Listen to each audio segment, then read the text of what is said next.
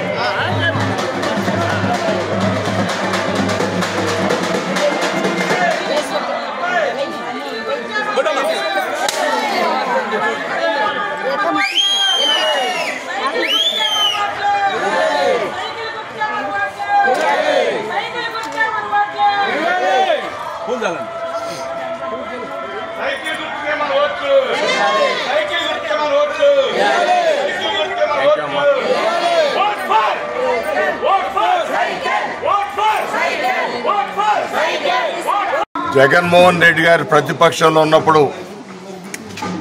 అతను అధికారంలోకి రావాలని చెప్పి వేల కిలోమీటర్లు పాదయాత్ర చేసిన ఆయన తోపుటు షర్మిల గారు ఈరోజు మాట్లాడుతూ ఉన్నారు. ఆ షర్మిల గారి భర్త అయిన అనిల్ గారు ఈరోజు మాట్లాడుతూ ఉన్నారు. వీళ్ళిద్దరూ కూడా 2019 ఎన్నికల్లో ఆయన గెలుపు కోసం నిరంతరం కృషి చేసిన వ్యక్తులు.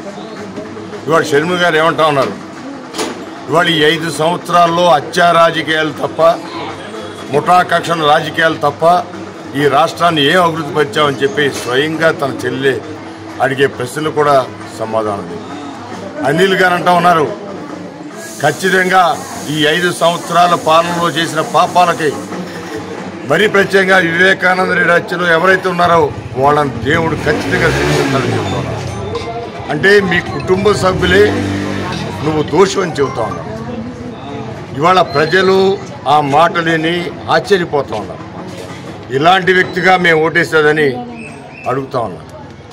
ఇవాళ ఈ 5 సంవత్సరాల్లో అభివృద్ధి ఏమాత్రం శ్రద్ధ లేని వ్యక్తి కేవలం ముఠా కక్షలతోనే పబ్బం గడుపుకోవాలని చెప్పి ఈ రాష్ట్రాన్ని నాశనం చేసిన వ్యక్తి జగన్మోహన్ రెడ్డి గారు. ఇవాళ రాజధాని లేని రాష్ట్రంగా భారతదేశంలో మనందరం ప్రతి ఒక్క తెలుగువాడు తల వంచుకునే విధంగా మాట్లాడుతూ ఉన్నారంటే అంటే తలలేని మొండెం పరిపాలన చేసింది. ఇక్కడ తలలేని మొండెం. ఎవరు కాలు పని చేయాలన్నా, లేకపోతే కీలు పని చేయాలన్నా, చెయ్యి పని చేయాలన్నా తల నుంచి వచ్చిన ఆదేశాలే ముఖ్యం. అలాంటి ఆదేశాలు ఇచ్చే యంత్రమే లేనప్పుడు ఈయన ఏం పని చేస్తాడు, ఏం ప్రజలకు ఉపయోగపడతాడు కూడా ఒకసారి ఆలోచన చేసుకోవాల్సిన అవసరం. అందువల్ల ఇలాంటి పరిపాలనకి చరమగీతం పాడే సమయం దగ్గరకు వచ్చింది. ఇంకా 12 రోజుల్లో ఓటు ద్వారా ఈ యొక్క పరిపాలనకి ఏ విధంగా ఈ జగన్మోహన్ రెడ్డిని దించేయాలి అధికారంలోంచి అనే ఓటు ద్వారా సమాధానం చెప్పే పరిస్థితి వస్తాం. అందుకే ఇంటింటికి తిరిగి పరిస్థితులను వివరిస్తూ ఉన్నాం. వాళ్ళ కుటుంబ సభ్యులు ఏం చెబుతూ ఉన్నారు, ప్రజలు ఏం చెబుతూ ఉన్నారు, ప్రజలు ఏ విధంగా చదువుకున్న పిల్లలకు ఉద్యోగాలు లేక తల్లిదండ్రులు ఏ విధంగా అల్లాడిపోతూ ఉన్నారు, చదువుకునే అవకాశాలు కనుమరుగై పిల్లల తల్లులు ఏ విధంగా చిన్న చిన్న వ్యాపారాలు సాక పెద్ద వ్యాపారాలు సాక ఉద్యోగాలు లేక ఈ విధంగా రాష్ట్రాన్ని సర్వనాశనం పాలు చేసిన జగన్మోహన్ రెడ్డికి సమాధానం చెప్పే రోజు ఒక 10 రోజుల్లో వస్తాం. దానికి తప్పకుండా అనిల్ గారు చెప్పినట్లుగా శిక్ష వేయడానికి దేవుడు ప్రజల రూపంలో వచ్చి ఖచ్చితంగా జగన్మోహన్ రెడ్డి గారు శిక్ష చేస్తారని కూడా తెలియజేస్తున్నారు. కృష్ణలంక ప్రాంతంలో గద్దె రామ్మోహన్ రావు గారితో మా ఎమ్మెల్యే గద్దె రామ్మోహన్ రావు గారితో కలిసి ప్రచారం నిర్వహించడం జరుగుతుంది. ఈ ప్రచార కార్యక్రమాల్లో భాగంగా వాళ్ళు చాలామంది పేద ప్రజలు నివసించే ఈ ప్రాంతాలన్నింటిలోనూ వాళ్ళు గత 5 సంవత్సరాల నుంచి ఎన్నో ఇబ్బందుల్లో ఉన్నారు. వాళ్ళందరూ ఎప్పుడు తెలుగుదేశం ప్రభుత్వం అధికారంలోకి వస్తుందో, చంద్రబాబు నాయుడు గారు ఎప్పుడు వస్తారో, ఎప్పుడు మళ్ళీ వాళ్ళకి బాధలు తీరుతాయని ఎదురు చూస్తున్నారు. వాళ్ళందరూ కూడా మంచిగా అందరూ చంద్రబాబు నాయుడు గారు రావాలని కోరుకుంటున్నారు. కాబట్టి మేము ఉమ్మడి అభ్యర్థులుగా ఈ ప్రాంత అభివృద్ధికి కష్టపడతాం. ఈ ప్రాంతంలో సంక్షేమానికి మేమందరం ఉంటాం.